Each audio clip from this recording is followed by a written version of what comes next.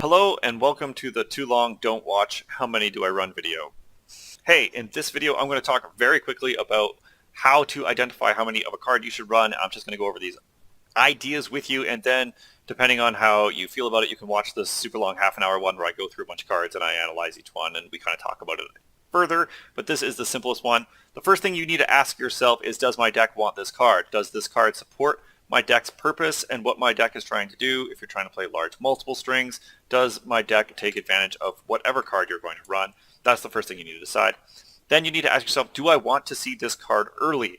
We do talk about turn one playability. We have articles on our website as to how to identify cards that you want to see early or not, and turn one playability, turn two playability, that kind of thing. So you just ask yourself, is this a card I want to see in turn one or turn two? And if it is not, then you may want to consider running less copies of it. I will try to put examples up on screen of cards that may or may not fit this criteria, so just check those out. Do I want to see it often? This is the next thing you're going to ask. How often do I want to see this card? Do I want to see this card every single turn that I play the game? If the game ends up going 4 turns long, do I want to see it turn 1 and turn 2 and turn 3 and turn 4? Or do I not want to see it? Are there only specific turns I want to see this card? When is it most beneficial to see this card? Those are questions you're just going to ask yourself at this step. Depending on what those answers are, you may want to increase your copies or decrease your copies. If you find that you only want to see a card turn 2, turn 3, and you do not want to see it at any point after that, you again may want to reduce the number of counts that you're running of that card.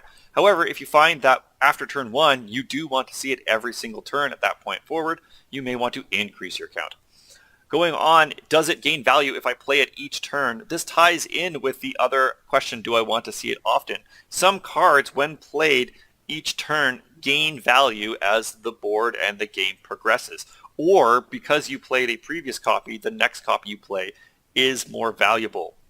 This can count with foundations or other things, and we'll talk about that a bit more on another question, but some foundations, when you get multiple copies of them out, they gain in value the more of them you have. Some attacks will gain value just because you played one previously. A very simple example would be any attack that uses, or any throw attack that uses momentum as a cost for one of its abilities. Playing one of those throws on turn 2 helps to gain that momentum that you need to then fuel the card on turn 3 or 4 or whatever. So yes, playing copies of those cards each turn increase the value of that card. So understanding those synergies helps you understand how many of that card you should be running. Does it lose value if played each turn? Just like the previous one, there are some cards that when you play them every turn don't have as much value.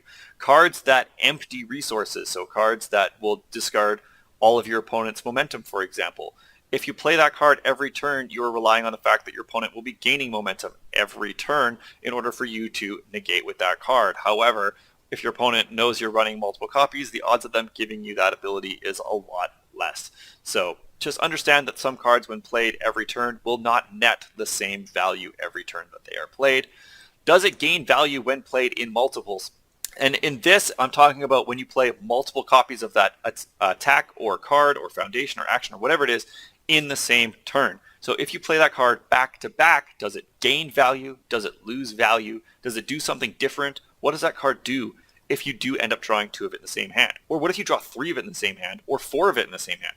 If drawing 4 of it in the same hand or 3 of it in the same hand basically makes you lose that entire turn, then you should seriously reconsider whether or not you should be running that many copies of that card.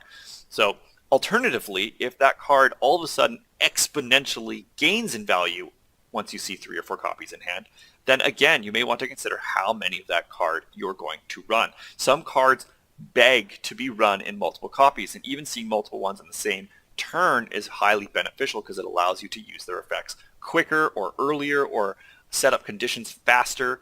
And again, there should be examples on screen to support this. But moving on, do I want to see at least one of this card per game? There are some cards that end up being linchpins for certain decks. Usually those kind of decks aren't as successful because they're relying on external cards that you may not even see per game. However, if that card is very important to your functioning, or it at least significantly increases your deck's output, you may want to consider increasing those copies to increase the likelihood of seeing it. Even if it is a card that is unique or a card that you can only use once, if it increases your output or your deck's potential by enough of a margin, more than what finding a dead card would be, then that is when you're going to run more copies of those kinds of cards, because seeing the first copy more than makes up for the second dead copy. Very simple examples would be cards that let you draw a significant volume of cards if you can force that setup. So in some situations, those cards can, even though you're running uniques, you may want to run 2 copies of those unique cards, maybe even 3 copies of those unique cards, just to make sure you see it. And then on top of that, one bonus question is, can my deck deal with surplus cards outside of the cards itself?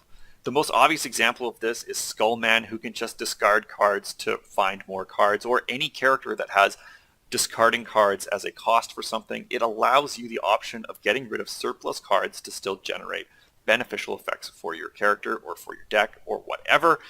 And that allows you to run more copies of any card simply on the fact that you can still use them and find value in those cards. So hopefully this was a little bit helpful to you. If you want to know more about this, there's another video that we're putting out that is just me rambling on and on and on about a bunch of examples, and we talk about more things, and you can check that one out if you want to hear more. Until next time, this was Toy with the Too Long Don't Watch.